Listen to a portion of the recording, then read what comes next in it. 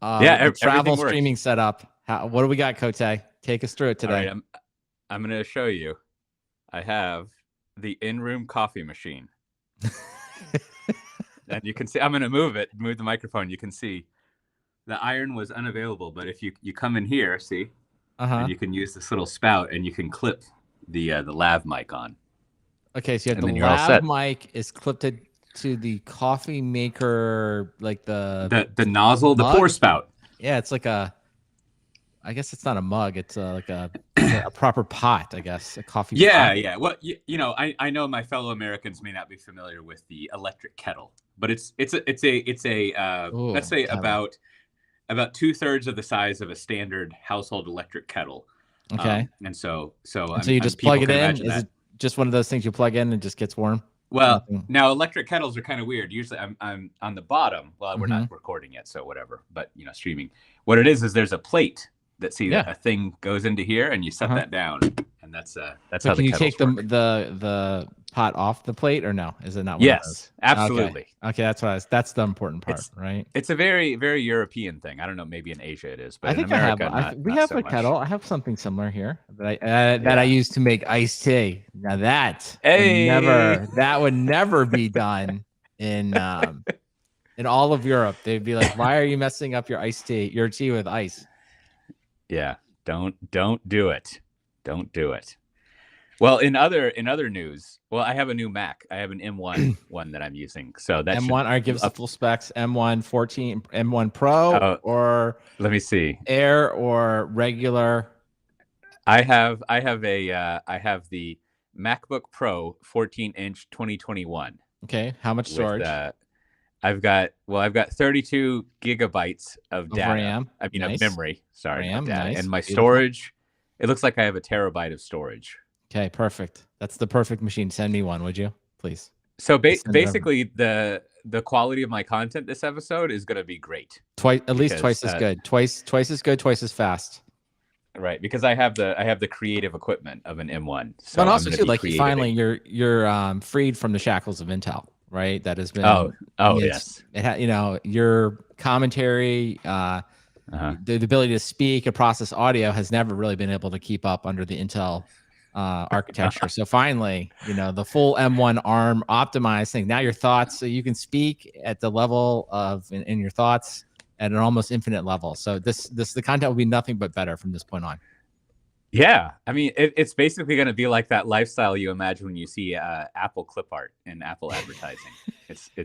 We're going to be living that mid California, the Northern California lifestyle on the beach. You say that, I just think of like you're a silhouette like dancing, and then there's just the white AirPod things are just like that's the only thing I can see about you, or like you have the white headphones on.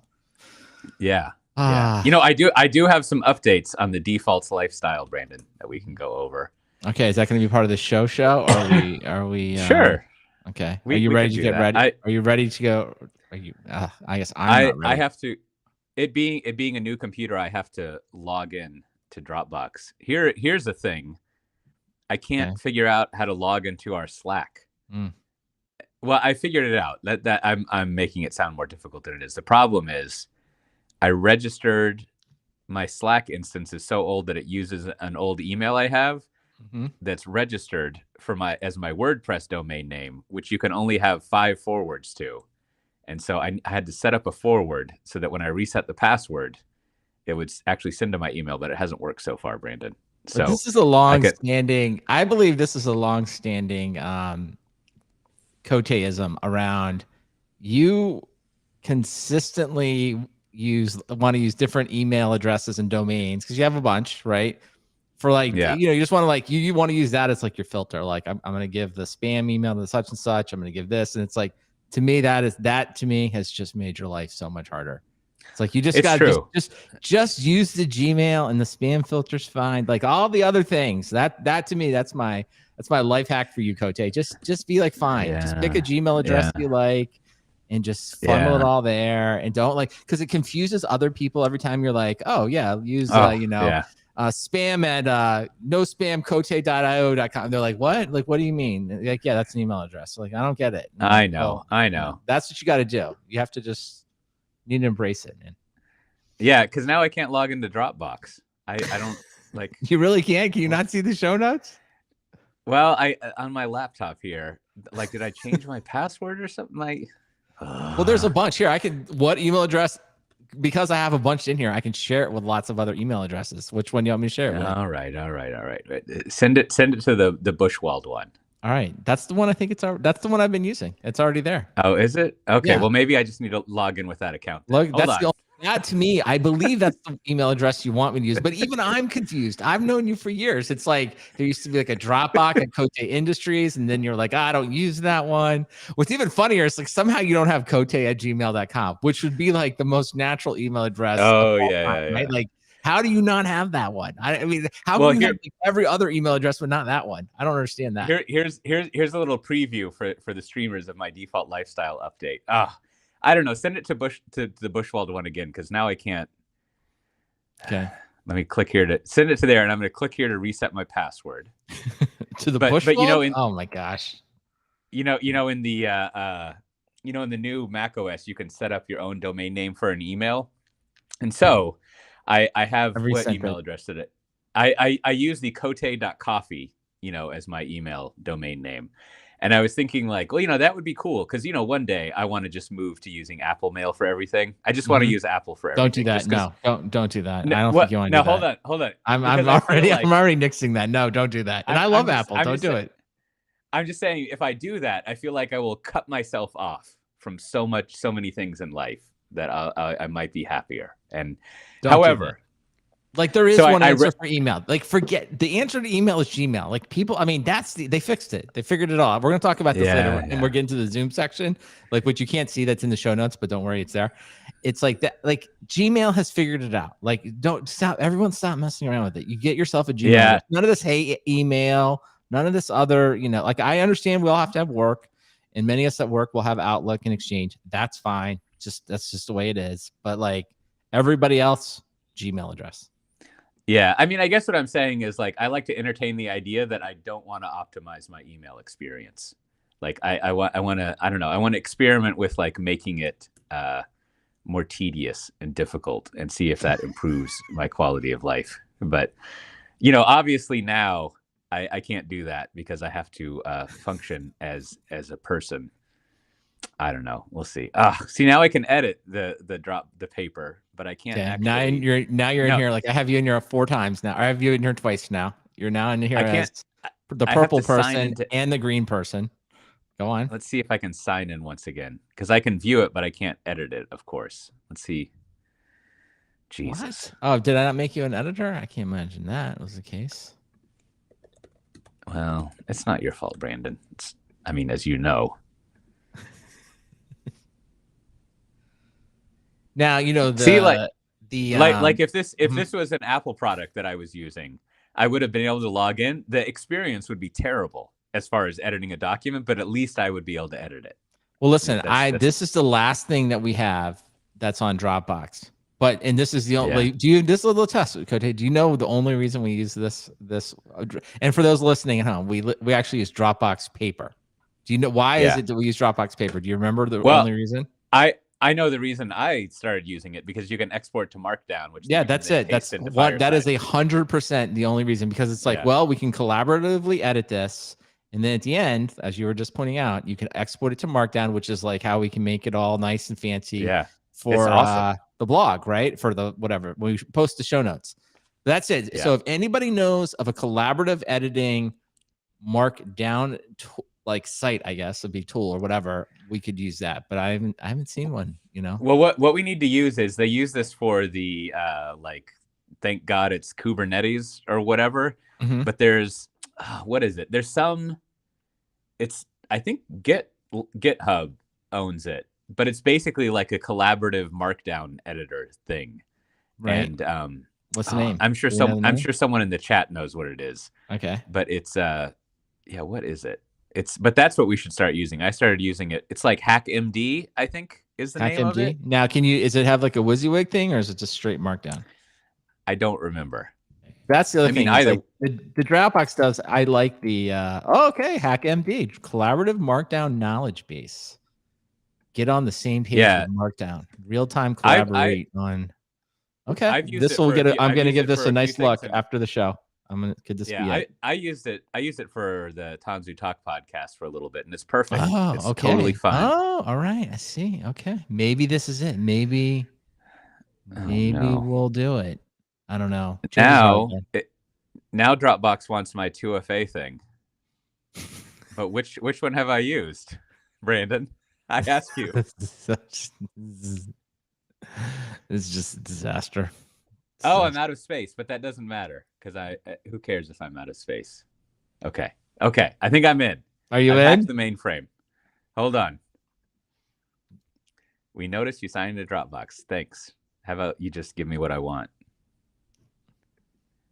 Now, the Mac people on the Mac podcast, they are always talking about how they don't want to use Gmail because of privacy concerns. So they use Fastmail. That's their big yes, kind of thing. Yeah.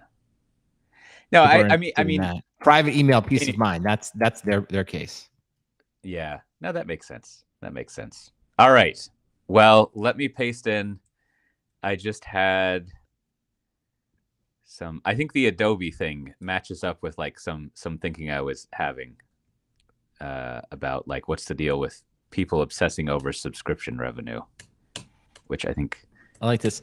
Cote, I'm putting this in as a potential title. Cote-isms are in fact incompatible with default isms. That's that. Jordy, who said that? Jordy he knows you well, my friend. He that's in the isms. That's good. Well done, Jordy. Well said. Yeah. Although there is that hide my email thing in Apple, which is basically what I'm doing. No. I think maybe I'm an early innovator. Stop hiding your email. I don't it's okay. It's okay. Like you're gonna have an email address. People are gonna know it. We're all gonna get spam. It's okay. The Gmail spam filter is gonna take care of it, right? Everyone trying to solve this problem with all these other emails. All right. I'm gonna hide it from you and blah blah blah. It's just it's like nerds gone wrong, right? It's like just stop. It's fine. Gmail's fine. You can easily if you need to, you can set up all these Gmail rules. Delete this, spam that. It'll work. It'll be fine. Okay. I'm feeling encouraged, Brandon. Right. I think also since I have this M1, I will be able to log into Twitch to write comments and at the same time instead of it slowing everything down. Because do I have a computer on a chip? Is that what I'm working with here? System on a chip, not a computer on it. The system on the SoC on Apple. You have the SoC on Apple Silicon, as they said, and not silicon. Was it silicon or silicon? I think they say silicon. Apple Silicon, Apple Silicon. Silicon on Apple Silicon. Silicon. Yeah. Whatever. Okay. It's a chip. It's the Apple chip. We'll just call it the Apple chip. The Apple CPU. Oh, yeah. I don't care what they keep saying about that. That's like remember a couple of years ago that there was the Texas wow, I've forgotten. It's not called a minister. What do we call those people? Secretary. The Secretary of Agriculture in Texas got the Jesus shot in Tulsa. He was like some crazy old guy, and the Jesus shot was like this injection that was supposed to make you feel younger or something. But he was apeshit, basically. Was that guy's problem? It sounds bad. Yeah, sounds bad. All right, you ready to get going? I got the stuff here. Let me. All right, you're in the dock now, right? You got the M1 going. You sound good. Everybody on the Slack, they sound good with your coffee machine. Lav microphone. Oh yeah, let me go over that because I don't know if anyone was here. See, I'm in a hotel room, so I have a new mic stand innovation for the people in the stream who haven't seen it. Just here, an electric kettle, as I was saying, a demi kettle, I think maybe is what we should call it. Demi kettle, yes, a demi kettle. All right, love it. All right, did you see any of these topics? You got enough here to work with? Yeah. No, this is all good. It's good stuff. All right. I'm ready whenever you are now. Oh yeah, no ads, so just go all the way straight through. Okay, good. Maybe I can do a little ad for myself. I mean, do whatever. All right, I trust you to work that in. Then get it in. So you walk into a hotel bathroom. You've just checked in, and it's fine. You got to pee. That always happens. But then there's something that I've had 2 trips this week, kind of back to back. I did the old thing, Brandon, where I managed to go back home for 6 hours to see my family. I did that sort of situation, which, I don't know. It was good. It was fine. It worked out well. And however, I've had a lot of time to think about the toilet paper roll holder in hotel rooms. And it made me realize, now you walk into the hotel room bathroom, and I don't feel like there are many other places where you see this, but this happens a lot. It's a plague of hotel bathrooms where they've got the toilet paper up on a roll, but then there's like this thick, heavy piece of chrome that covers the toilet paper roll. Oh, yes. Right? I have seen this. And I always think, like, who wants that? Right? Like, this is an instance that we encounter so much in software, where I feel like the person who designed that actually never needs to take a shit. Right? Like, it's someone who has never had to use this stupid device, right? Because there you are. And let me get a little biological here, right? Like, let's do some real talk. Now, I don't know how you are, Brandon, but I feel like there is a large percentage of the population who is holding their phone in one hand as they're on the toilet, right? And then there's perhaps an expert level where, like, you can do your toilet paper thing while still holding the phone, right? Because you're in the middle of reading something. Now, I may or may not do this. I don't want to get into that. But if you have this heavy chrome thing on top of the toilet paper roll, that ruins the whole experience, right? Because you've got to hold this chrome thing up so you can access the toilet paper. And sure, the theory might be that, like, you pull the toilet paper down enough so that you can lift the toilet paper up against this chrome holder and it rips the toilet paper. But typically the hinge on that chrome thing is light enough that if you were to lift up with the toilet paper, it would lift up the thing and not break the toilet paper. So now you're in this situation where, like, this is a thing that is vital for pretty much all of humanity, should they choose to be invested in toilet paper culture, that everyone uses, hopefully, at least once, if not multiple times a week. I mean, if it's only once a week, then you've got problems, right? But once a day is sort of what most people aspire to, and it's just like totally ruining the flow of this most human of events, the using the toilet. And so I feel like, I mean, it looks good, but it doesn't really, like, belong in a civilized toilet environment, right? And so inevitably what happens is there usually is the spare toilet paper roll, right? And I just, like, I don't want anything to do with this chrome flap toilet paper abomination. And I will just get that spare toilet paper roll and just use that manually, so to speak, right? Not on a roll. I just hold the roll and use it. Because but I always feel bad because I feel like the housekeeper's going to come in and they're going to be like, oh man, the spare roll was all set and now it's been used. Like, and now I got to deal with that. Right. And so I don't know if this is like a GDPR thing or like a USB standard thing or maybe an antitrust issue for the SEC, but I feel like we need to go to the hotels, if not the toilet paper roll manufacturers and our interior decorators of the world, and say, let's eliminate this stupid chrome thing so that we can kind of advance humanity forward. Your thoughts, Brandon, as you would say? One intriguing topic. I hadn't given it really any thought till this point, but now I'm on the deep end with you here. It's like, I guess I'm really coming at it from the perspective of, like, well, it would cost more money, right? Because the answer to most things are, it's like, well, it's cheaper to do it this way, right? But like adding this additional toilet paper cover, I would assume, incurs an additional cost. So my question is, like, that's a really good question. Like, what is the purpose? Like, is it sanitary? Like, is it, I mean, I guess you can make some case that, like, you just, whatever, it doesn't collect its dust or whatever. Like, I don't know, somehow it's just cleaner to have it that way. I feel like it's design, right? Because in the hotel room, the chrome matches the chrome fittings of the rest of the room. Certainly, right? Like, agree so with that. I mean, I'm baffled. So it's just aesthetics. You think that's our guess is it's just a designer aesthetics. And you just want the room to look well, and you want, where possible, you would like in the bathroom, you want to quote unquote hide the toilet paper, which I guess, in a fancy or nice establishment hotel, I guess I could see a little bit of where that's going. But yeah, you're right. It just does, on the face of it, seems to serve no purpose and only get in the way. So fashion would be my only guess. Yeah. I feel like when it comes to bathroom related matters, at least, I don't know outside of the Western world how things operate. I don't have much firsthand experience, but it seems like, I don't know. I mean, do you think, Brandon, I'm overstating it if I were to say that I think as a culture we're pretty much over worrying about seeing the toilet paper? Like, I think we're cool. Like, we acknowledge the existence of the toilet paper. We don't have to say, like, ladies don't have to go to the powder room anymore. They can just be like, I got to go take a shit, right? Like, like, we're cool with it. It's okay. We're over that. That part of our culture no longer exists. I feel like this is, I don't know. We'll have to do some searching after the show or something. Maybe someone will email in. Like, I bet you there's just a long story about, like, there was originally a reason it needed to exist, right? And it could be like, I don't know, for all we know, hundreds of years ago or something like that. And then for the most part, that reason has long gone, and now it's just an artifact.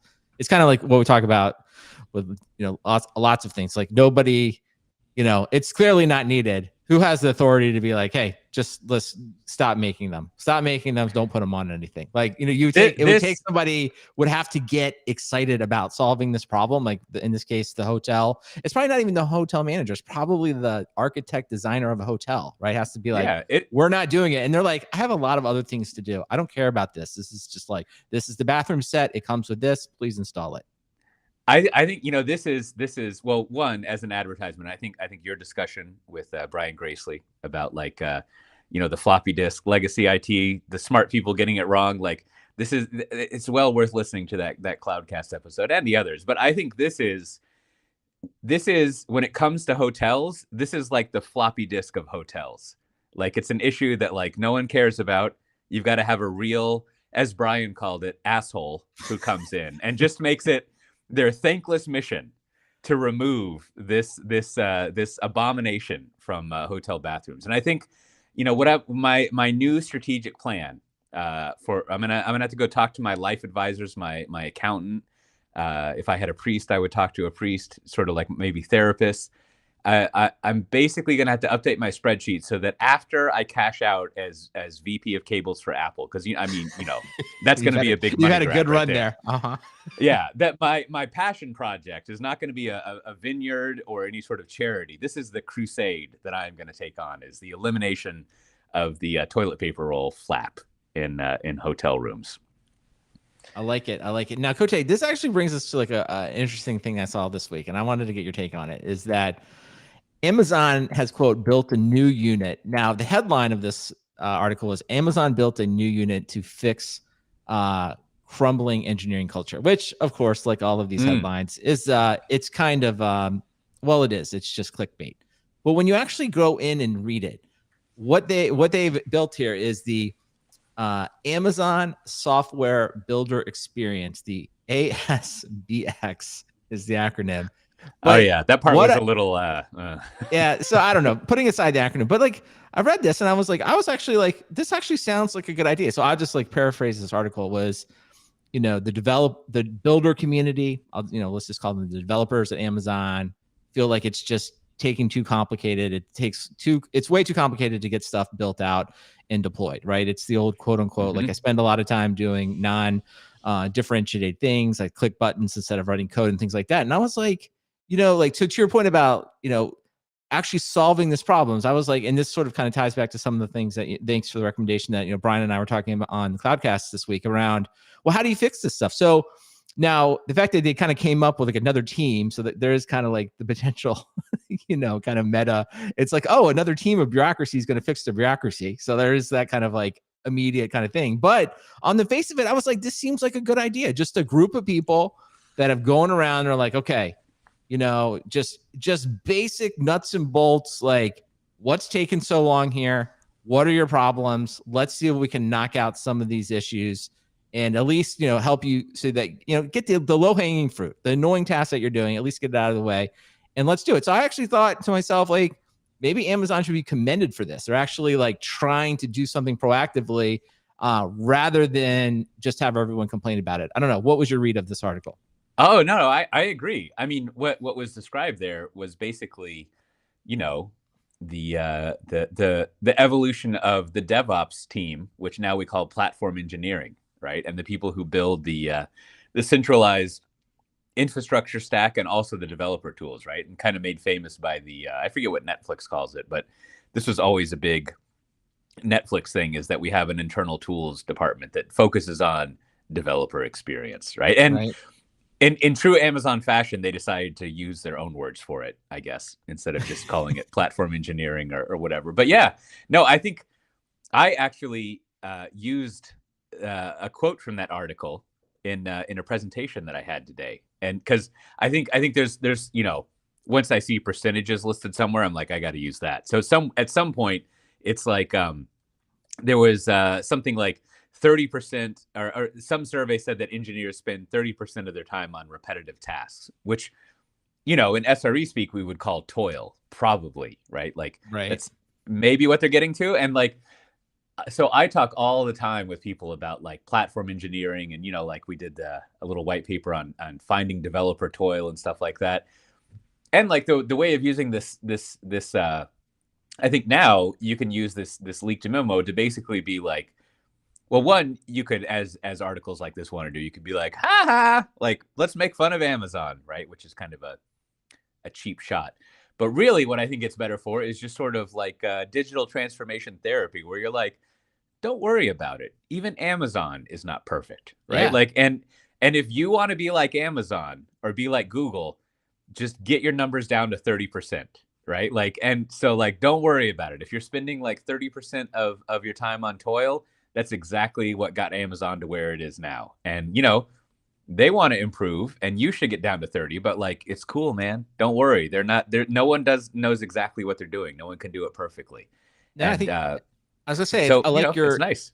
Your thoughts there. And then, one of the other things I like, is a lot of times we talk about like all these things that are written in these memos, like every day is day one, and, the culture of writing. And, a lot of times I'm kind of dismissive of a lot of these things. And so, in this case, though, I actually thought it was kind of interesting. It's like, well, one of the things you could say, like a quote unquote day one culture. I don't love that phrase, but I'll just say, like, if you were in a small company, a very new company that doesn't have a lot of bureaucracy, you usually can point out absurd or like very time consuming tasks and get them taken care of, right?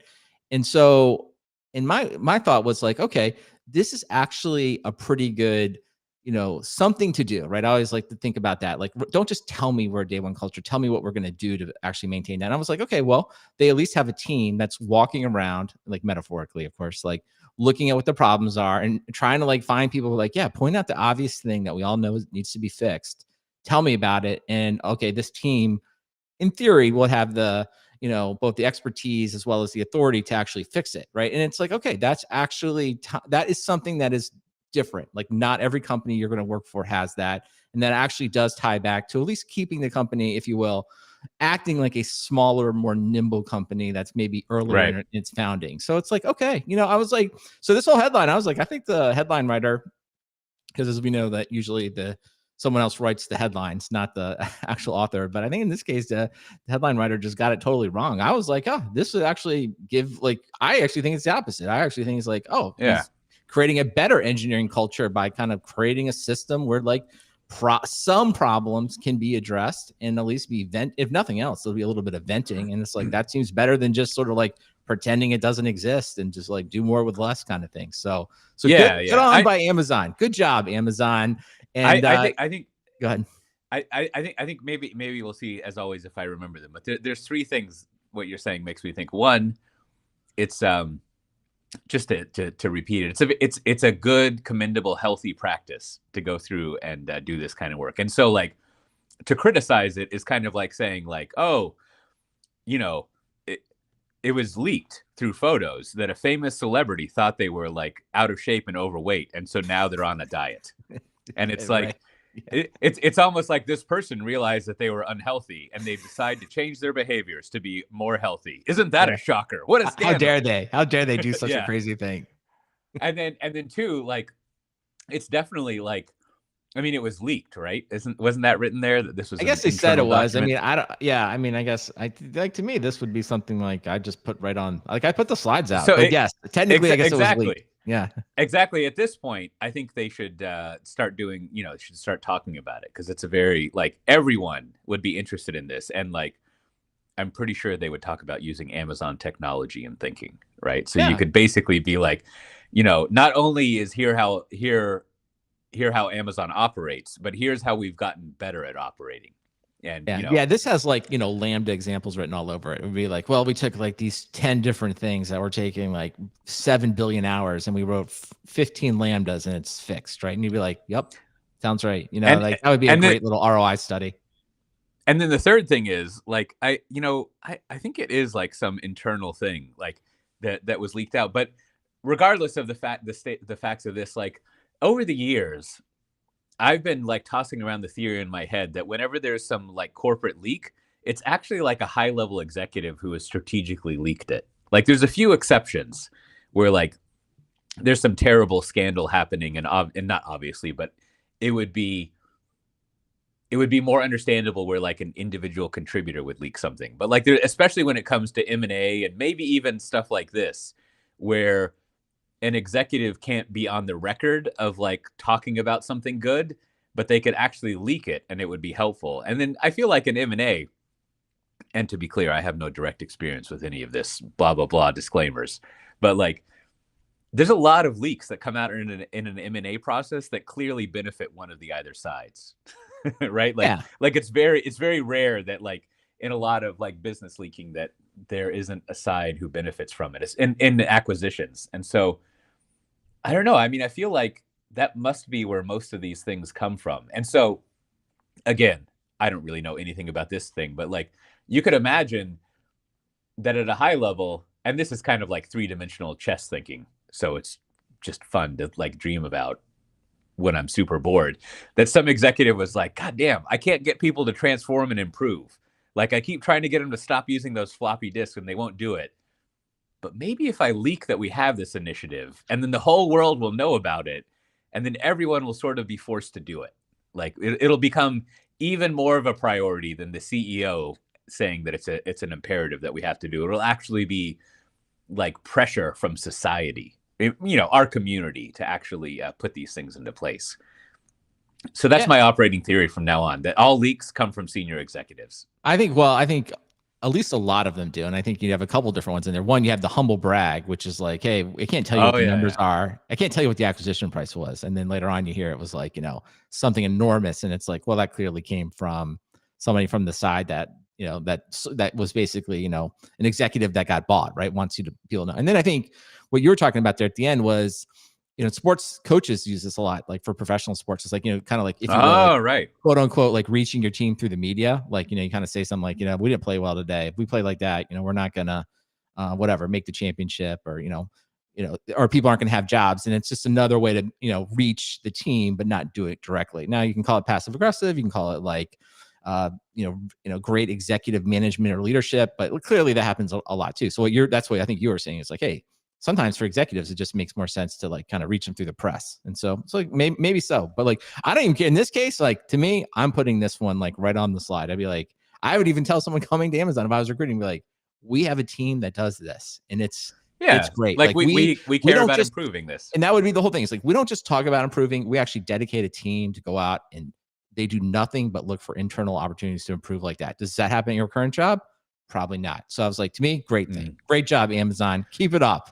That was it. That was finally, that's going to take you from 100 billion to 100 billion and one. So there you go. Keep exactly.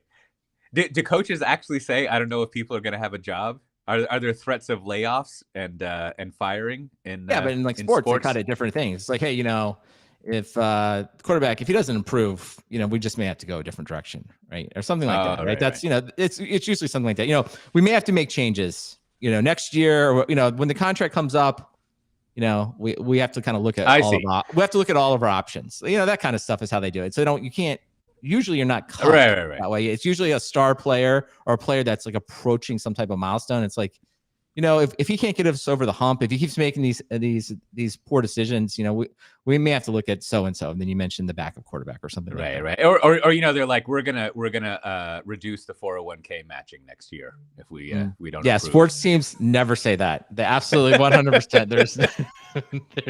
There's never been. Although that would be a great spoof. Maybe that should be one of your TikTok spoofs where like you come out and like, it didn't go well today. It's like, you know, if this team doesn't improve, 401k match going away. It's going away. Yeah, we're gonna move to a 6% match down to a 3%.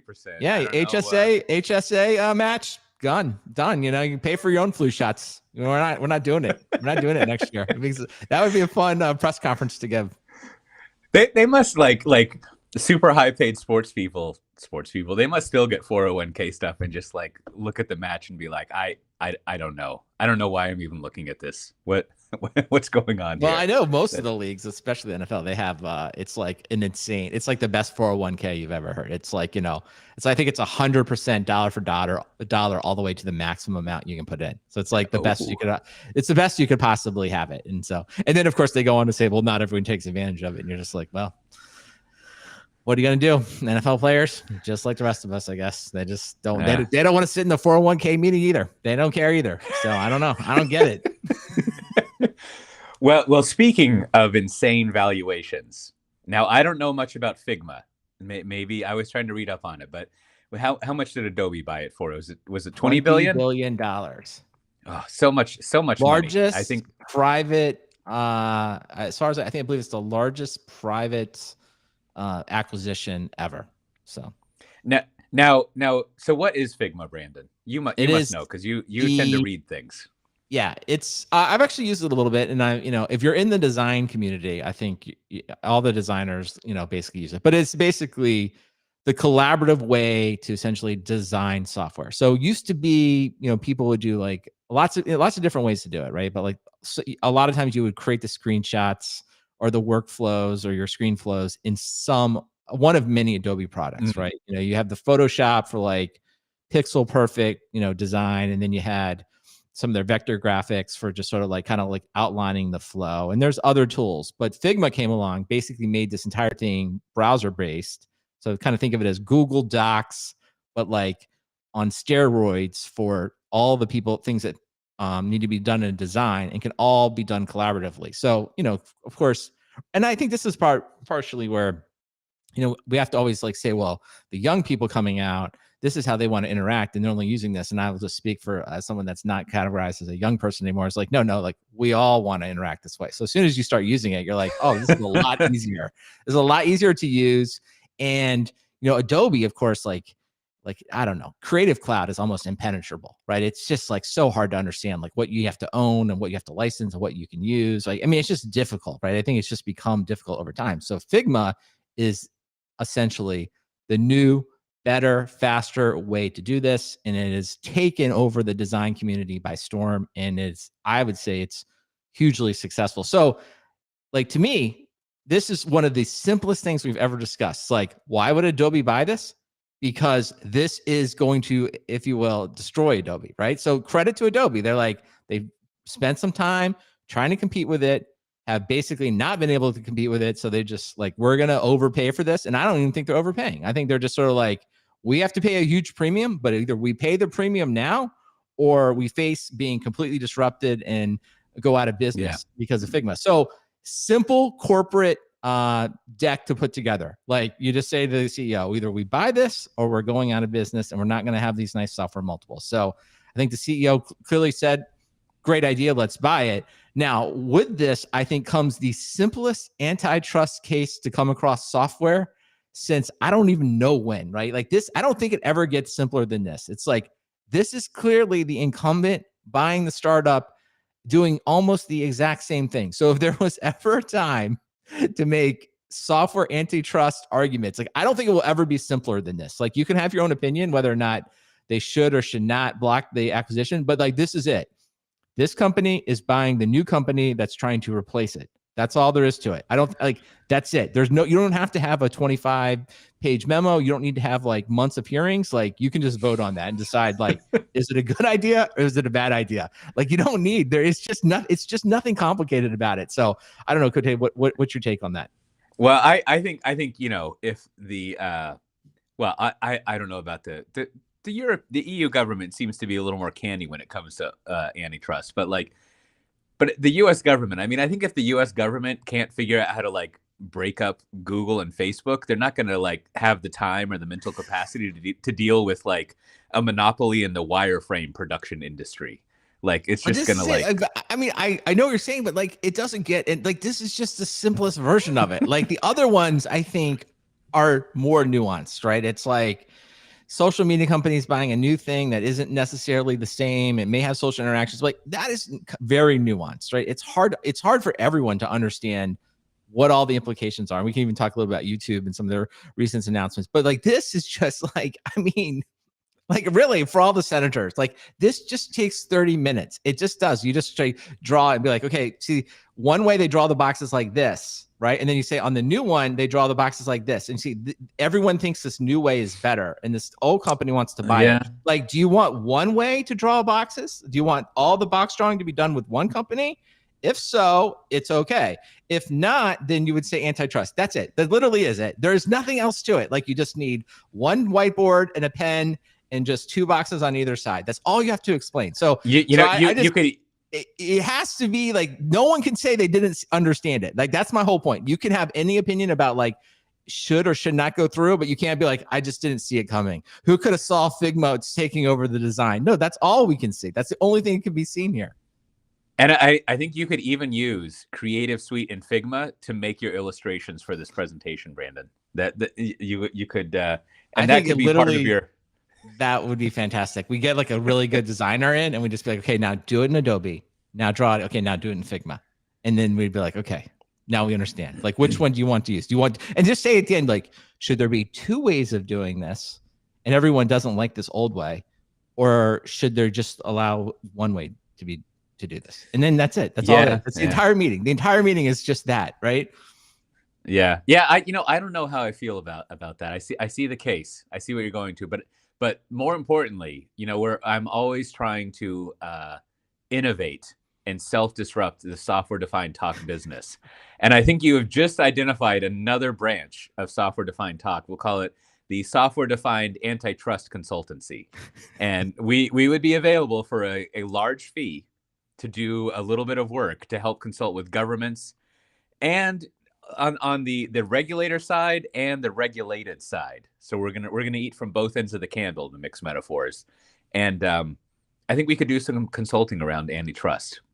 And you could subscribe to our proactive push notification service, where we might send you our thoughts again on either side about what's happening. We're gonna call that RSS. Go ahead, but go on. Just subscribe to this feed. Yes. To your point, I think in technology, the issue is that you can't rely on the regulators to become aware of when there's an issue.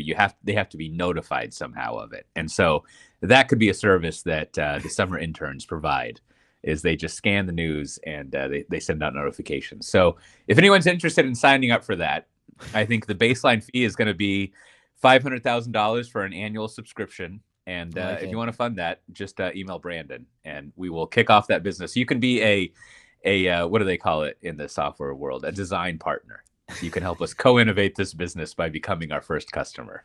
I love it. Well, we'll keep an eye on it. Like I'm interested. I don't have a strong opinion. I gave up on trying to use Adobe myself a long time ago because I'd never had the subscription, so it's hard to get. So it's like, but I don't really have any strong feelings. So I'm real interested to see what they ended up doing, right? So this is the only part that I think to me is the antitrust conversation. So good luck. And it doesn't matter. And I actually think no matter what happens, like Figma is going to do well. So if they don't get the 20 billion now, they'll probably just get more money later. So it'll be okay. Yeah. I mean, it'll totally go through. It's fine. That's my off the cuff assessment. And then furthermore, I don't know. I mean, Adobe's market cap went down, so maybe it's a good chance for me to like.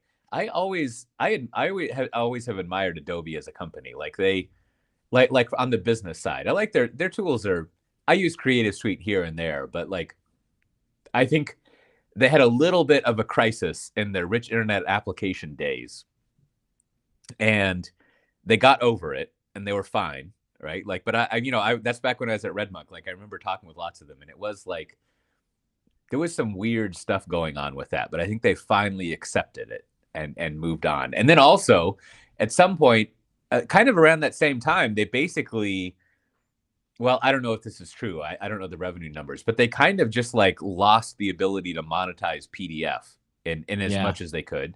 When Preview came along, and they basically like, maybe this was like a proactive like regulation thing where they're like, I guess we have to make PDF an open standard now. Right.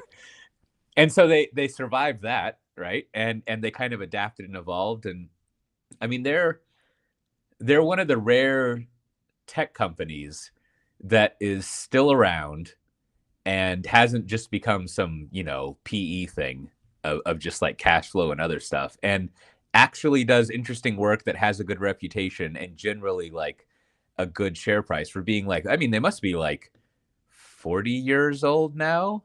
Oh, I think at least, yeah. No, totally. Well, no, it's more like 30, right? Because they probably were founded in like the mid 80s.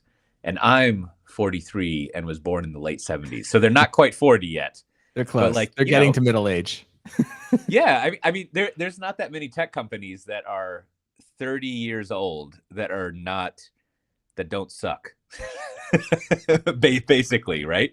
And so they're in that handful of companies that are like that. And I mean, I guess it will be interesting to see, like, since this is such a monumental thing, like what happens over the next 2 years. But over the past 10 years or the past 5 years, they've kind of like gotten their mojo back. They seem to have a good culture there. Well, I think from a corporate standpoint and from a corporate strategy standpoint, like this is the thing that we kind of often criticize, would be like, we could easily say, in 5 years from now, be like, Adobe really missed out. Everything went to Figma and they had some kind of clone of it and never took off. And, we would say something like, they probably should have just bought Figma in retrospect. And it's like, well, they're doing it. They're like, we're gonna have to pay more than we want, and stocks will go down. But like to me, like this is like very sound business strategy, and I think the only question will just be what antitrust scrutiny it comes under. And I think if you're them, you just go in, you just make the case like, hey, listen, this is us just re-energizing this great portfolio of tools. And then you'd say, well, there's Pixelator and there's like all these other tools that are still out there, and there's plenty of competition. This is just one part of the industry. Make some case like that, and see what the I guess what is the senators and antitrust regulators decide. Well, I was going to move on from this, but now you've put an interesting scenario in my head, Brandon, which is, so what would be if we went to the software-defined antitrust consultancy? What would be our thinking about Apple buying Adobe? Is that an antitrust issue, or is it not? Like, how does that fit into things? If Apple bought Adobe, I don't think it would be a big deal in the sense from an antitrust standpoint. I'd be like, there's because many. It feels a lot like an Internet Explorer, Windows, Microsoft situation.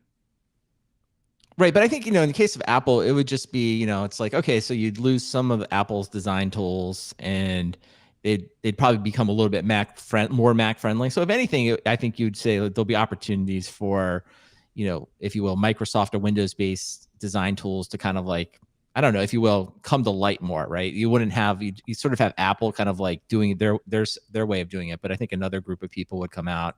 And also too, I think at this point, Adobe's tools, like it's already being disrupted by like Figma and others. And there's other, I think if we followed the space, like there's Sketch is another one that's really popular.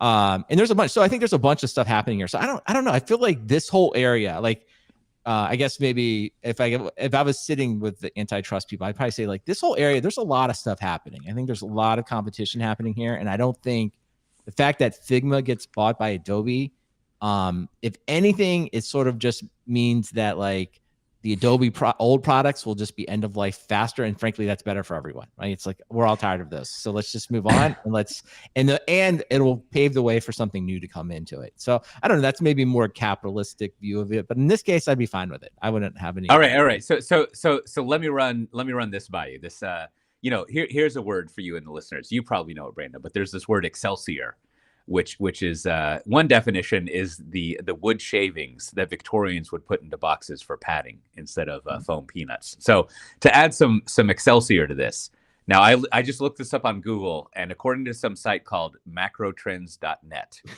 the Adobe's revenue for the 12 months ending August 31st, 2022 was, let's see, $17.2 191 billion. So let's call it 17 billion, right? Now, so let's see, if Apple acquired Adobe, like $17 billion to Apple is nothing, right? I think according to Ben Thompson, they make like $20 billion just through the Google search thing on the phone, right?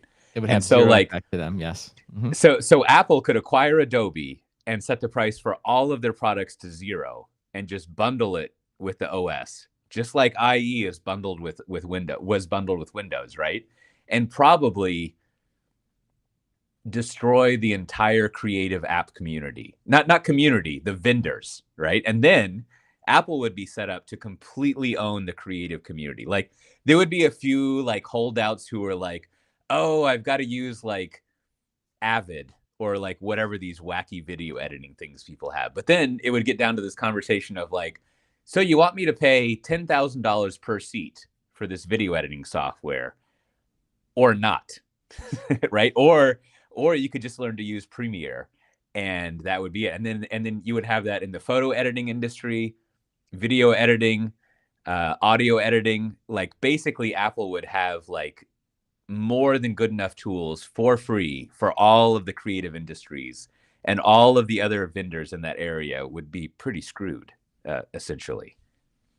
Yeah. Okay. I mean, possible. It could, everything you just said could happen, but it doesn't, doesn't feel like, I don't think it makes any sense. I don't know why, like what does Apple get out of doing all of that? Like, they're just like, I don't know. To me, it's just like, they don't make any more money necessarily. Like, this is the kind of consultancy advice you would get. First, we walk you through that scenario. And then we're like, then Brandon comes in. He's like, now hold on, let's think this through.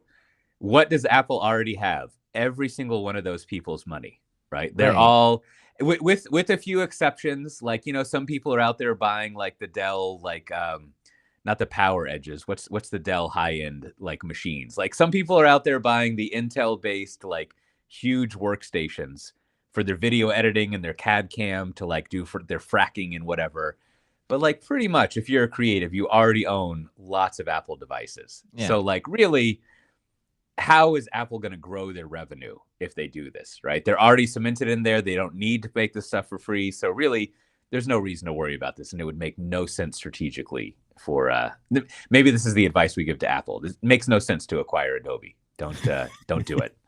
Yeah, I think they've run that business case a bunch of times, and they're like, you know what we'll do? We'll just sell more iPhones and AirPods, and we'll be fine. We'll just make a lot of money. All right, that's good. Well, hopefully we still have that FreshBooks account, Brandon, so you can send a PO, an invoice to Apple for this, this advice. On the list, on the to-do list. Yeah. Well, meanwhile, speaking of companies trying to cement their importance in the world, it looks like we've got two big developments in the collaborative software world. It looks like Zoom is going to get into the email and calendaring world, which, you know, maybe they'll solve calendaring. That's always a great windmill to try to go fix. And also highly related, I think that Slack is working on setting their away status finally, which I want to start with the second one. I think the email and calendaring one we could go in more depth there. But have you come across in the Slack world, is there a web page that lists the meaning of all the little emojis that people put in their status? Because I don't really know what they all mean. I understand that if there's a desert island, I don't think desert island means vacation, right? But I'm starting to see all these other emojis, and but can't you add your own? Like, isn't it sort of just like tribal knowledge amongst your like team? Like people can use, each group can use emojis kind of their own way to signify. That's my point. That's my point. Is there must be some conventions that are evolving because the desert island. Oh, I'm sure, but I have no idea what they are. Like, yeah, it's like, yeah, I cannot. Like, I like it when you have to type. I need people to type in the message. Like, yeah, like I'm on vacation or something. Like, say something textually. That's what I. Here's a plea that I want to make to Mark Benioff. Now, I don't want to go like stand in front of Salesforce Tower with like a big sign saying this, but like, I feel like if you're going to introduce away status in Slack, just make it so that I can log in to Office 365 and just copy whatever away status I've set there, right? Because that, like, I don't want to go do status it again. Icon kind of thing. Yes, and like I think if you were to look at it, the number one, maybe the only away status that corporate people ever set is their Outlook like auto response, right? Like that is the one that is the most consistently set. So anything else, is gonna not work, right? So unless you like sync up with that, it doesn't matter, right? So I think that's all they need to do. Slack just needs to say like, we had a we went up to Redmond, and we had a meeting with the Exchange people, and we're basically just going to sync that up. That's all. All you have to do is click this button,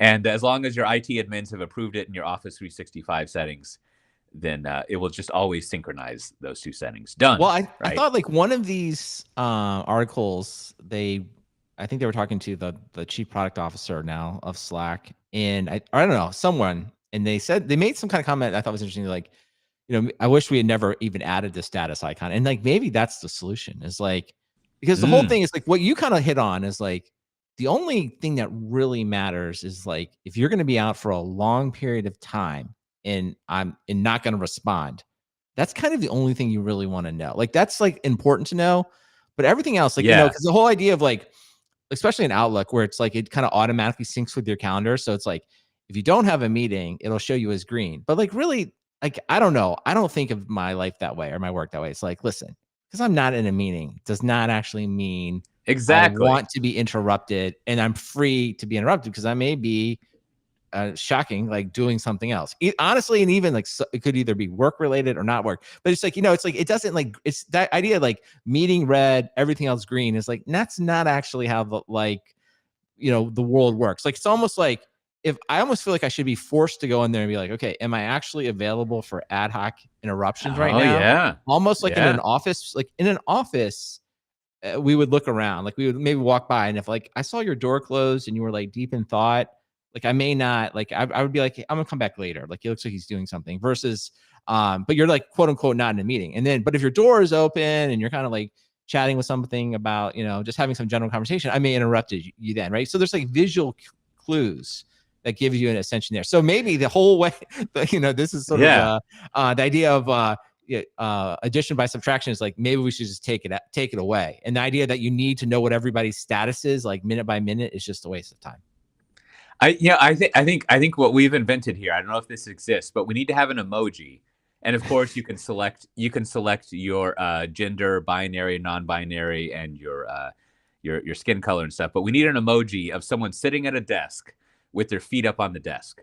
And what that signifies is I'm available, right? Like there's nothing really like nothing. And this person has to be wearing a business suit too to signal that like I am at work and there is not, I'm available. Nothing important is going on. So if you want to interrupt me, you can come in and do that. And I think you've also hit on something that I think is critical, is that all of the productivity people will advise you that what you should do is block your calendar off, but they have it completely wrong. What you should do is the first day on your job, you should go into Outlook and highlight the entire day as busy, and then say set as repeating every day with no end. Till the day you leave. And then, well, there's that. But then, every week you should go in and say like, oh, I will have these days. Well, I'll have the feet on the desk emoji. Yeah. Right? You have to proactively go in and free up the time. And so I think by just putting it on its head, it's not that you block off your calendar. It's that you open up your calendar when you're available to talk with people. And I think this is how we're going to get over inflation, by unlocking productivity with all the quiet quitting going on. Well, to use a favorite phrase of Software to My Dice, like the default should be no interruptions. That's the default, right? Because today the default is like not in a meeting you can interrupt me. The default is like no, you cannot interrupt me, or please don't, only under urgent circumstances. And then I will opt into some time that I'm free to be interrupted as much as I want. So that to me is the key thing. Now, the other thing that I thought was kind of interesting about the Slack thing, though, was separate from the status, was this idea that they're going to let you essentially create like a little Google Doc inside Slack. And I was thinking to myself, like, this is a problem I don't think anyone has actually solved. It's sort of like the personal FAQ. It's like everybody at every company gets a certain set of emails that like, hey, like, Coach, do you have this presentation or this? Like, where's the link to this? And of course, it's posted somewhere. And of course, none of us can ever master the intranet. Like, it's impossible. It's just, there is no solution. So what I was thinking, and there have been many attempts, wikis, OneNote, the list goes on, right? But I was thinking to myself, I was like, well, this would be kind of interesting if everyone sort of like got in the habit of like the default is like, I'm going to look at like, I'm going to go to Slack or Teams and I'm going to click on the icon and then I'm going to see like a little FAQ, a little Coach FAQ. It's like, hey, here's all the stuff that people ask me all the time. And, you know, my most frequent, and like, this is what I'm usually people are looking for. So like for me, I work as an offering manager, be like, here's all the links to all the offering material that people are often looking for. And it's just like, cause you know, cause that's like, you've somehow figured out that I'm that person. So now click on this and I'll actually go through and document it. And the way that you get adoption of this is that if you do it enough, if everyone kind of knows, oh, I just go here and I click on it and I can easily see it. And more importantly, it's very easy for the person to edit. Like, oh, I'm getting this question a lot. Like I can just go right in. It just takes me a couple minutes to edit. It can't be like a complicated content management system. I can't have to send a request to change it to someone else, right? And so I think that was kind of an interesting idea. It's like, well, could Canvas and Slack, so this would be my proposal in the product meeting, is like, let's get rid of status and let's replace it with our personal FAQ page, right? And it's sort of like, here's the stuff that I think most people want to know. And before you email or Slack Brandon or whatever, let me take a quick look at his FAQ and see if he's, you know, put that information out there. That I kind of like. This is a very Web 2.0 kind of idea. I feel like I've gone back to 2007 and we're solving the real problems. And I think that would be great. You know, like I don't want to, I'm, you know, I'll just say the word wiki, or as you used to say, wiki. And, you know, that was going to be maybe something you could do. I'm going to add another layer on top of that, Brandon. I think what we need to do is bring AI chatbot technology to the individual. And so what it will do is it will do some machine learning in Slack on like your DMs and your responses to other people. Yeah, like what are my yeah, I like it. Yeah. And it's going to create like the FAQ and the common responses that you have. And then it's going to do two things. One, it's going to train itself so that when people DM you or ask you for things, it's going to suggest stuff. You know, it's going to do its machine learning to say like, oh, here's the thing, right? So when people ask for like, hey, Brandon, what's the where's the McCardle file, right? Like you worked on that, I think, right? Do you have anything about digital transformation? Yeah, exactly. And the bot and it'll do those like three dots that are kind of like gyrating up and down like a teeter totter, and it'll be like, hi, this is Brandon's chatbot. Does this help you? I like it, Doug. You really have brought it. You did transcend the kind of the technology revolutions. You did go from like the Web 2.0, because the wiki is because that's the answer to the question. It's like, well, everyone can do a wiki, but it's like, no, it just like, yes, you're right. It's possible, but no, people don't do that. Like it's not like, each individual needs the chat bot. That's going to solve so the chat bot, like, I don't know, it would be, although I don't know, sometimes like the chat bots are just so hit or miss. Sometimes you use them and like, they're awesome. And sometimes you're like, I'm talking to a chat bot that's not ever going to help me. And then you're just like on the phone, like you put the equivalent of like operator, you just keep saying operator. And then like maybe eventually a human logs into the chat. But I like your idea though. I like, and maybe that's just for your emails, just in general. Like maybe that's the AI inside your email. Just like, hey, listen, cause I get like, I think, do you get this in Outlook? It'll send you like a report of like, here's the people you talk to the most and things like that. Yeah. Well, I don't know, actually. But I was gonna say, go one step further, right? Just to be like, here's the stuff you're sending to people the most. Here's all your links. You know, here's and be like, you know, it's like, and like maybe it just creates it for you. It's just sort of like you said, it's sort of like the AI bot, but it just sort of creates a page for you. It's like, hey, here are the links Brandon sends out the most, right? Like maybe the answer's right here. That would probably be like the most handy thing. I mean, that would be the easiest, simplest 15-minute coding thing, is like, well, here are the top 10 things that Brandon sends out, would solve the problem. Now, I think what we need to be careful of as knowledge workers is, I think within 3 to 5 years, we would find that the chatbots could replace us. They like collectively in an organization, they would become so, I don't want to say sentient, but they would know responses to things so well that you could just have them talk with each other. And that would satisfy the bureaucracy. It would totally like be able to deal with each other through automated things. Now, I didn't read up on the like Zoom's forays into email and calendaring. So what's going on there? I just think we'll quickly. Are they going to solve our problems? Yeah, no, I think, well, because I've been following, and I guess I've brought all of you along with me on the Zoom thing, right? Remember, Zoom was worth like, I don't know, more than Exxon, like for like hundreds of billions of dollars, and we were trying to get them like more than Figma at least. Yeah, we were trying to get them to do something with it, and they tried to acquire, I think, like some type of I don't know, some kind of company that wasn't call center thing. Call center that wasn't all that interesting, and like, oh, you know, they should buy Discord, whatever. So turns out what I guess they've been working on internally is they're going to roll out their own email and calendaring product that I think are internally known as Zmail and Zcalendar. And I just want to quickly get on record and be like, no, they're doing it exactly all wrong. It's like email is not broken, right? You're not going to come in and disrupt email. And it's so entrenched. And the only way you're going to convince me that calendar is a place to get started is if you're going to somehow make it like network based. If somehow you literally are going to fix the problem we all have of somebody outside my organization wants to schedule a meeting with me, and like, how do I share free busy time with them and not have it be like, 10 different emails or a doodle or all the other kind of workarounds that we come up with. So I feel like they've completely missed out. Whereas, we just talked about kind of Slack sort of kind of like, doing some different things here. Whereas I think Discord and Zoom, right? Like that feels like the area of innovation, right? So if you're not going to, if you will, necessarily buy Discord, I think, there's a lot of innovation left, I think, in the whole, let's call it the instant messaging, kind of real-time communication area of like Teams, Slack, and Discord. Like it still hasn't been figured out to me. So, and also too, I think it also has like a nice network effect. Like so many people are now conditioned to like, oh, when they say they're getting on an online meeting, they say Zoom. Well, outside of corporate America, this is obviously schools and, workplaces of all kinds, workouts, all because of the pandemic. So like, to me, I just look at it like, oh, this is such a missed opportunity by Zoom. And I feel like they're going to go out and release some type of email client that is like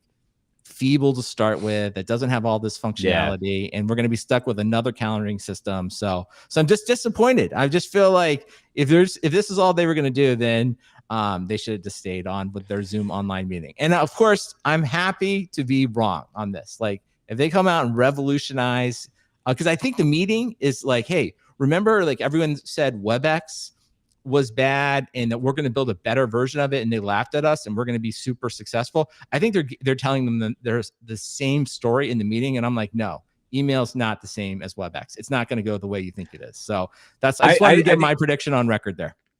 I think one, hopefully you have, I don't know if you realize you did this, Brandon, but I think there's a potential that you have closed out the silliness around email by basically, I think, correctly stating email is not broken. Email as it is now, perfectly fine. We don't need to fix it. It no longer needs to evolve. Everything's cool. And I think maybe if Zoom really wants to go down this route, to the point that email is not broken, I don't remember the name of the company, but maybe they should just acquire that 37 Signals email outfit and see what they can do with that. Right? Yeah, that was like email. Mm-hmm. Hey. Yeah, because that was really like the last attempt at innovating email that I think we saw, and maybe if they got a little more enterprisey, which I know the Rails people would be a little touchy about, but maybe if they brought in some of the, because that would be the thing that I think Zoom could do to an anti-enterprise person, is to be like, hey, I know you're cool and you don't like EJBs, that's fine, but like we are a daily, if not hourly, tool that people in large organizations use. Why don't you just spend a month watching what they do, right, and understanding it? And I feel like at that point, the Rails people would be like, oh, now I can empathize with these people, and I would love to innovate something that would help them, right? And then maybe you would get this great confluence of like some innovative, interesting design people solving an issue that was, even though email is not broken, I think, they could pursue that option. Now, that said, maybe what Zoom should, I'm always curious, shouldn't they just like acquire like Miro or something? Like that seems like a super adjacent thing that is very successful, that would have instant synergies with Zoom, right? Like, you would just like, there's probably so many people who use like Miro or other whiteboarding things, and they do it over Zoom. And so like you would just integrate those things together. And if you had like Miro integrated into Zoom, then that would pretty much, it feels like it would solidify them for a good 3 years competitively, and people wouldn't really be able to come in and mess with them. And then maybe they get that share price back up, and they can start, as you advised over the years, buying people with stock when they had the chance. That would have been a good idea. Yeah, well, I think you hit on it. I think we both agree. It's just like they need to go. What makes them good is that they kind of have this network effect going. And that's not technically a network effect, but they have this online collaboration thing going, right? And it's like, that's the place they should keep working, whether it's Miro or Discord. Like, how do I bring big groups of people and let them collaborate together? And it's like, email is not the way to do it. Like, you're not going to do it. Start somewhere else, right? And then, kind of just live in the ecosystem. But we'll watch them. I'm going to watch it just like we're going to watch this Adobe thing. We'll watch the Zoom launch. I'm sure it'll be very exciting when it comes out, and I'm sure we'll have opinions then too. Well, to close it out, that's the thing. Like, unless you work for these weird companies that I talk with, and I've got to go download like the Cisco WebEx, I don't even know what, like go-to meeting client. I'm sure you encounter that every now and then. But like, we all see how Zoom is doing every day. And to end on this segment on a positive note, like, I do get excited every now and then when I log into Zoom and I see kind of like new features they have. Yeah. Like, you can actually like upload a presentation now, and you can like share a phone screen. Like they got, the next thing they need to solve is, you've probably encountered this whenever you're on, if you only have one screen, Brandon. Yep. And you're going to be presenting. What I want to be able to do is I want to have the presenter view on my local laptop, and then project the projected presentation view into Zoom, which I think is not possible, right? Like, I don't know if that is possible. That will be a game changer. But like, because you want to have the presenter view because it's got timings and your note in there. But every time you present in Zoom, I feel like you lose the presentation notes and everything else, just because they haven't figured that out. I guess what they need is a virtual second and third display that they break up your display into, because then what you would do, that's what they need. They need two virtual displays so that your monitor breaks into three different screens, and you have the full screen projection of your presentation, right? Then you have another window that's the virtual screen of your presenter notes. And then you have another window that's just like your regular desktop, so you can fart around and do other stuff while you're doing it. And I think that, I don't know, buy Miro and do that. Not only are you going to have 3 years of corporate stability, I'm going to give you an extra year. You're going to have 4 years of corporate stability. That's going to be some innovation. I like all these ideas. I think Zoom. Yeah. We've got your roadmap all done for you. Get to work, boys. All right, boys and girls. Mm-hmm. After you send that invoice to Apple about Adobe, send one over to Zoom from FreshBooks. Tell them it's net 15, and we need to be paid for it. Love it. Yeah. Well, speaking of innovations and fun things, there's several conferences coming up. I want to highlight, of course, the one that my company is doing, our Spring One conference, which is going to be December 8th, coming up in San Francisco. And it's going to be great. I think we actually, I haven't gone to verify this, but I believe we posted all of the talks that we have. And as you browse through it, you'll see that they're all about software development and basically, Java and .NET things, like actual programming things.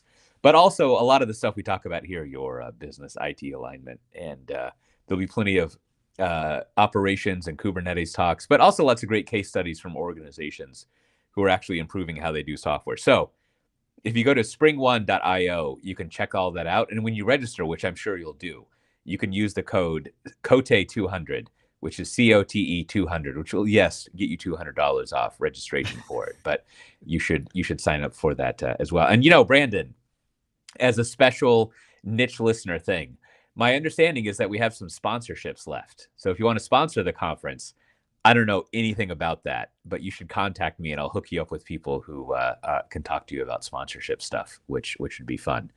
I guess to do. Booths are cool and doing things. I think maybe it'd be a good place to hire people if you were looking for your people who knew about the kind of stuff we were talking about. That's my pitch, Brandon. How did I do there? Should we put that in a PDF? I like it. Let's ship it. That's good. I'm registering right now for the 15th time. I'm just gonna keep doing it. Every time you say it, gets better and better.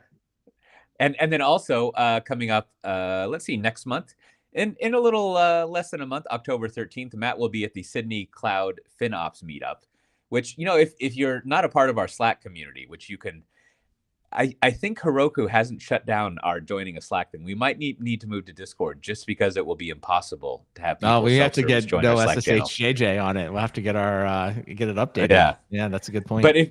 But if you go to softwaredefinedtalk.com/Slack, you can find out how to join our Slack community. And relevant to that, there's actually been a lot of interesting conversation from Matt and others about the practicalities of FinOps and saving money with your Kubernetes instances and over provisioning and things like that, that I found there's plenty of snarky conversation in our Slack all the time, but this one seemed actually helpful. The threads they had there. So you should definitely join the Slack community to talk about that.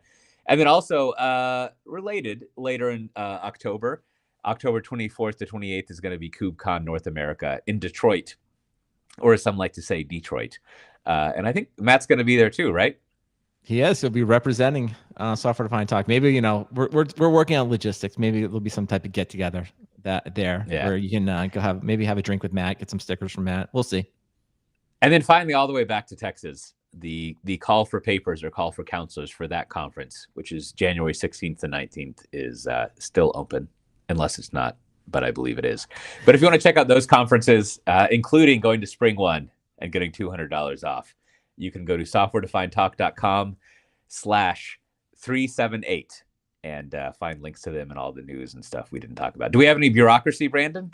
We do. We got a couple things here from some follow-up comments from last week. So Chris wrote in, we were talking last week about, if you will, how long it takes for an open source alternative to, if you will, be developed once kind of some commercial software has some success. And so the point he made is that he feels like it's mostly developer focused, that's most of the time, because most of the better products are kind of dev focused. And I think the example he showed up, and funny enough, we kind of talked about today, was GIMP versus Photoshop. Like GIMP has never really, if you will, become like an equal to Photoshop, where lots of developer tools. So I would agree with them. I thought that was a good comment. And it's like, yeah, the open source stuff, if you will, the quote unquote good open source stuff, or the stuff that's widely adopted, it's probably developer focused. I think we can probably see why. So thanks to Chris for writing in. Also wanted to say thanks to Levi, who I sent some stickers to in Garland, Texas. And then I'm going to say, I think it's Yuvraj in New Delhi, India. I sent them some stickers as well. So if you would like a sticker, all you have to do is email your postal address to stickers@softwaredefinedtalk.com, and I will be happy to send you a sticker anywhere in the world. And I think you already mentioned it before, but I'll even put a link here. There's the Slack thread you were talking about. If you are a member or if you want to join, it's obviously free. You can see where Matt Ray really dropping a lot of knowledge on how to, if you will, save money on spot instances. So I thought that was a very good thread. So check all of that out. So what do you have to recommend this episode, Brandon? All right, so you already kind of did the plug, but I always want to, again, thank our friends Brian Gracely and Aaron over at the Cloudcast. They had me on for a Sunday Conversation. Coach, I got to come on a Sunday Conversation episode. That's one of my favorite episodes that they do. So listen to it. Brian and I talk all about digital transformation, and we get some of his thoughts as well. And he did use some direct, colorful language, but I think he got to the point. So check it out. Also, I read this week a new book. It's called Like, Comment, Subscribe: How YouTube Conquered the World. So it's interesting. It was if you're interested into like the narrative nonfiction, check it out. It's basically the history of YouTube, and it seems particularly relevant this week because YouTube is rolling out YouTube Shorts, which is their attempt to compete with TikTok, although they say it in a more complicated way. But it's sort of like it really kind of, if you will, taught me, I guess I would sort of, if you will, condense a bunch of these social network books down to the following kind of story that they tell. It's like, first is somebody stumbles into like some massive social media interaction. So you have Facebook, Twitter, YouTube, TikTok. And while everyone sort of like looks in hindsight that they were obvious, it's never obvious like why that social interaction takes off till it does. So that's sort of phase one. And then phase two is there's a bunch of ideas to try to make money before they settle eyes on advertising. And then stage three is building a machine learning model to basically figure out, you know, how do you keep people engaged and how do you maximize the money from ads, right? And then phase four is you're basically managing all of the unintended consequences that come from the model, right? It's like, oh, wait a minute, like we're promoting videos that maybe aren't educational or maybe they even have false information, because that's sort of what like we as human beings want. So they start to like adjust the model, which I think in the end is just about adjusting the weights in the machine learning model. You're like, oh, okay, well, I'm going to turn down watch time and I'm going to turn up, you know, the quality filter and vice versa. That seems to be like most of, like, I know I'm oversimplifying it. And then in the case of this YouTube book, but you can read the same thing from Facebook and others. It's like, then a whole bunch of, unintended consequences come up, like, either the wrong kind of content comes up or like it gets disrupted and things like that. So it's interesting to kind of see it all. And I do think it kind of comes back to where we started some of our conversation today around the constant pull and tension between the corporation will always rationalize making more money from advertising. And then the way that we tend to try to like, deal with that, at least here in the United States, is like some level of regulation, like for kids shows, you can't have certain advertising. Like when you do Sesame Street, you can't advertise certain things. And so there's this constant tension, right? Of like, that's really what's going on between like the social media company trying to make money and like maximize it, and then rationalizing certain behaviors, and then kind of this fight off of like different types of potential regulation, which may or may not be helpful to kind of do that. So, and I just think it sort of like sets the stage of like, probably for the next, 10, 15 years, society will just be fighting this out. So this book, like others, kind of tells that entire story. And they just tell you like a bunch of examples of YouTube. They start with like kind of the very beginning about like, no one thought it would make sense, all the way through the recent elections here in the United States and all the things that happened in between. So it's a lot of information about that, but those were my takeaways. So check it out if you're interested. Yeah, that does sound interesting. Like it makes me think that there's a huge part of the business world where, as you're saying, there's a cycle of like, come up with a better mousetrap, figure out distribution for it, right? Kind of, and then figure out like, as in the classic words, competitive differentiation, like how you're not going to be overrun by competitors. But then the rest of your life is basically, to oversimplify it, figuring out how to get people to buy more stuff from you. Right. And like analogously, like what I was thinking is like, I'm sure there's exciting innovation going on in the grocery store market, right? Like at some point, this idea of like hot bars, like the hot food bar, was like a crazy idea that people introduced, like the self-service, like, go get your own food and like even check out and pay for it. But really, it feels like probably a lot of the business growth that a grocery store has is just figuring out what products to put on the end of the aisle, right? Yeah. And it's just like, it's totally just like figuring out how to get people to buy more stuff, or analogously to like social stuff, figuring out how to get people to just like spend more time on your platform so that they see more ads, so that they click on it. There's no real like innovation going on, like, quantum computing or whatever, or inventing the wheel. It's just like, how do we get people to buy stuff, which is both, if I went and dusted off my no logo book and thought in my 90s way, like, it would be depressing. On the other hand, like, I don't know, that's a fun puzzle to solve. Seems nice. Like it's a fast feedback loop of mystery that you can run through and entertain yourself with. Well, I have two miniature recommendations and one large one. The first one is, I'm in a hotel room here and I haven't fully explored it, but I like this phrase. The soap they have at the Brussels Airport Sheraton, it's labeled as warm oak, which is a fragrance description I have never encountered. And I'm warming up to it, so to speak. I like the idea of like, whatever warm oak smells like is probably what I want my hand soap to smell like, and maybe even my lotion.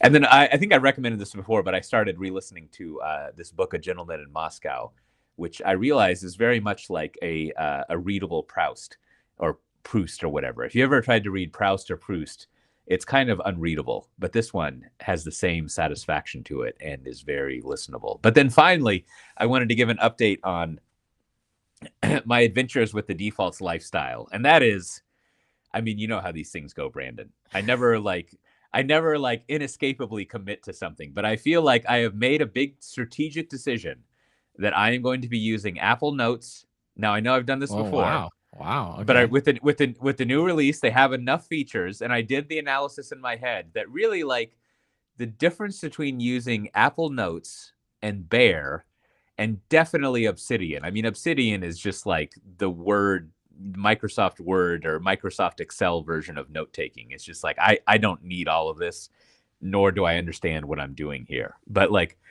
the difference between, like, let's say Ulysses, Bear, Evernote, and Apple Notes is very minor. Like, really all you're talking about is that Apple Notes doesn't have Markdown. And the only vital missing feature that Apple Notes doesn't have is, on your phone, you can't link something. On an iPad, I think, and on your desktop, you can create links in text, but you can't do that on a phone. So I think Apple Notes is pretty good. I imported all my stuff. I don't know. I'm feeling good about it. But the big shocker, I think, Brandon, is that not only did I move from OmniFocus to using Things for a week, but now I've moved from Things to Apple Reminders. Wow. And I feel like I've got it figured out, Brandon. I feel like I've taken a razor to my over optimization I've taken the defaults lifestyle razor to it and kind of cut out all the stuff that I don't need. And what I have left, I think, is what I need to be successful with keeping up with what's happening. And let me make the case just briefly. Now in Reminders, you have folders, right? So I can make a home and a work folder, right? Yep. And then you can make lists of things. So I can make lists of, like, for example, I'm here in Brussels for something. So I can make a list of reminders for the project that I have in Brussels, right? I can set dates on it and times. But I think the killer feature is going to be that the rest of my family, without even knowing it, lives the defaults lifestyle because they only use Apple stuff, right? So they're by default lifestyle, so to speak.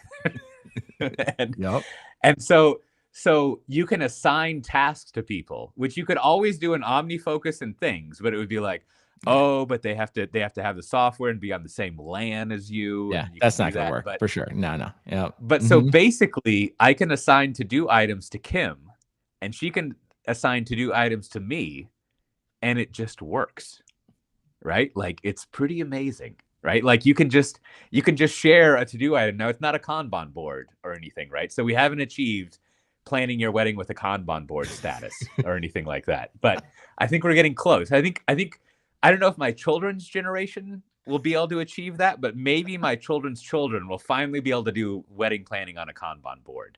And then I think the nerds will have finally won. So I'm doing my part. Wow. Well, that is quite the recommendation. And really, I congratulate all the Apple product managers and Apple developers. You won the Cote account. Like, I got to be honest with you, I didn't have it forecasted. I didn't think it was going to come in. I never thought it would come in. So, and I am adding a reminder right now that we're going to check back in about 3 months. In a year? Yeah. I don't know. We're going to see if we can renew the ELA. Do the quarterly check-in. We're going to do the quarterly check-in, just a little customer support kind of, I would say customer success check-in. 30 days, maybe 90 days in, to see if there's anything we can help you along the way, or so you don't stray back to your more esoteric. And the other thing is, I mean, I know people may know this from, avid keynote watching, is like, you can set a reminder that notifies you when you message someone. And so, like, I set a reminder to, like, tell Kim something when I messaged her, and sure enough, guess what, Brandon? It works.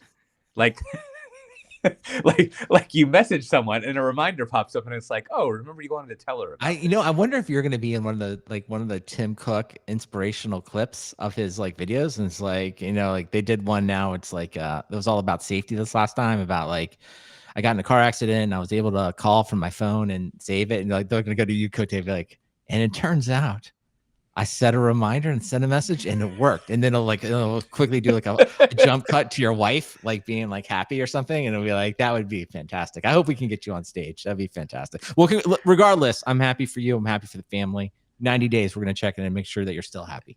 That sounds good. I'm looking forward to it. Well, if you've been listening this long, you're probably looking forward to hearing that this has been Software Defined Talk. And if you want to get the show notes for this episode, you can go to softwaredefinedtalk.com/378.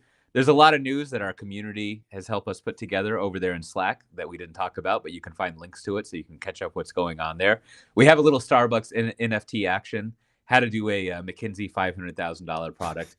And of course, well, we didn't talk about it a lot here. There's a lot of cloud native and application development and, Kubernetes stuff as well you can check in on. But with that, we'll see everyone next time. Bye-bye. All right, Cote, for the after show, we were going long, so I didn't want to make it even longer, but I have to know, the most important question I have was, one of your key requirements for your previous notes application was the graph paper. Like, you had to have the graph paper be the background. And I want to know, did you remove that requirement, or I don't even know. This is something I don't know if you can do in notes. Can you replace the background with graph paper? No, that I have made my peace with that requirement, Brandon. Wow. Okay. Wow. This is That the is like, compromise. now that's the biggest. I'm shocked. Like you have held on to Yeah. that for I just quite a long time. That was listen. Like I don't know how you describe this process in the enterprise IT acquisition and POC process, but I have held out so long. I mean, I think that if you want the best Apple Pencil iPad interaction, GoodNotes is what you want to use. It's just phenomenal, right? However, GoodNotes is terrible at typing in text. It's just like they spent a long time writing a blog post about how great it is to work at GoodNotes because they want to hire you. They should have spent that time solving this problem. I mean, it's just like doesn't work. If they could solve the text entry problem, it would be, I would use their stuff, no doubt, right? And also the Bear people, they have an alpha version in test flight of their product where they actually do it pretty well, but they've been in this alpha test thing for like a year or more, so like whatever, right? Like they're obviously doing nothing. So I've just been waiting for so long, and the interaction between mixing typed text with Apple Pencil writing in Notes is not great, but it's good enough, right? It's good enough. Interesting. I guess the flip is what I've realized is that it is more important for me to type in text than to have seamless integration of writing and typing in text. So I'm willing to degrade the writing and text experience in favor of just typing in the stuff. I don't know. It's difficult, Brandon. But you pinpointed the number one flaw. No, I'm just curious because that was a big thing. I guess, but I think it's just like a modality thing. It's like I don't have good handwriting. I don't like to write, so I had an Apple Pencil for a little bit. I sold it because I never used it. So it's just like, I just don't like. This is a part where like I have a hard time like relating. I'm like, I don't even want to like. I'm the other way. Like if there's a PDF, even if I get it, even if someone gives me a piece of paper, right? Oh, I did this the other day. I was getting a flu shot. And I downloaded the PDF from HEB, and that way I could just like type everything in online, right, and just have it all done, and not have to sit at the little kiosk and do it. And I'm just like, I hate writing. I feel like I always make mistakes, and it's so much easier online. So I don't know. I mean, it's just like I don't know. Like I know people love the Apple Pencil, like, and I know like artists especially. Yeah. It's like I don't relate to it, so I'm like, it is really. I think there's three things that if Notes did would trigger an antitrust violation, because it would just decimate the market. And the first one, it's not so much Notes, but if they took the Apple Pencil and they made they had it have the feel of the Space Pen. Have you ever seen the Space Pen? It's like half the size of an Apple Pencil. I've seen it. I'm not that familiar with it, though, but I've seen it. Yep. So you want to have an indestructible Apple Pencil that's half the size of the pencil, because the next part of that is what I want, I should say, is I want to be able to use the Apple Pencil on my iPhone, right? And so okay. I would carry this space Apple Pencil in my pocket, and that's why it has to be indestructible, right? It has to be like, it can't have that little nib at the end where you're like, ooh, this is a precious little thing that I can't bend, right? Yeah, like, I see. Well, I guess the new Apple Pencil is like that, but it has to be. I know you want it more condensed, more travel friendly. Yeah. Right. Because I would use the Apple Pencil all the time if it worked on my phone. Right. Like that would be great. Yeah. That seems like something like, I don't know. I bet you that's one of those things. I don't think Apple, I feel like they don't want to cross that. That's the old Steve Jobs, like when he holds up the finger and he's like anti-stylist. So I don't know. That's interesting. I don't know. I mean, they have it on the iPad. So then the second thing would be, and these next two things are a little weird, but I think I don't know. The second thing is like, you can scan documents in Notes, Apple Notes, and you can like store PDFs in there. But in the nerd world, it's just intellectually annoying that like I already have an iCloud account. And so what I want you to do is to be an editor front end to the files that I have stored in the iCloud account, right? Like I don't want to move a PDF. Oh yeah, you don't want to tie to the actual app. Notes. Yeah. Right. I want to be like, just have Notes be a viewport into this, right? And actually store, which then moves us to the next part, right? So then what I'm suggesting is that what I want Notes to be is like, which one does this? Ulysses and 1A Writer, you can basically use as editors for files in your file system, right? So then I think Notes should shift over to doing that, where like, you know, all of this is like the super, like you go into settings and Notes and advanced, and it's like turn on nerd mode, right? Yeah. But like, so basically Notes just edits files that you have and doesn't store it in some weird Notes database. This is the problem with Bear, is Bear doesn't do this either. And so like, you can always fault the Bear editor for being well, unfortunately, we lost Cote, so that's going to be the end of today's stream. But listen, I wanted to want to thank everyone for watching. Hopefully, it was a good episode, and always enjoy interacting with everyone on the stream. It's one of the most fun things that I do. So, with that, and on behalf of Cote, I think he's okay. I'm turning the screen off. I'll check in and make sure he's okay. That, you know, probably some minor internet outage. And with that, we will talk to everyone